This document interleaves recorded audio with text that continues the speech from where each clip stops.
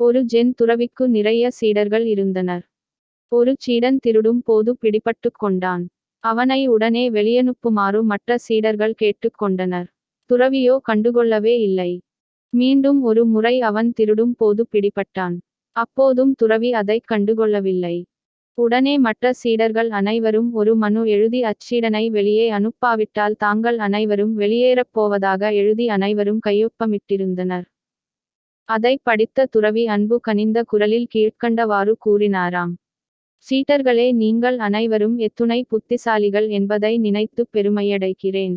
உங்களால் எது சரி என்றும் எது தவறு என்றும் அறிய முடிகிறதே. நீங்கள் எங்கு வேண்டுமானாலும் செல்லலாம். ஆனால் இந்த சீடருக்கு என்னைத் தவிர வேறு யார் எது சரி என்றும் எது தவறு என்றும் எவ்வாறு தவறுகளில் இருந்து சரியாகப் பயில வேண்டும் என்பதையும் சொல்லித் தருவார்கள். அப்போது அந்த சீடர் கண்களில் இருந்து கண்ணீர் பொலபொலவென வழிந்ததுடன் அதன் பிறகு அவர் திருடவேயில்லை.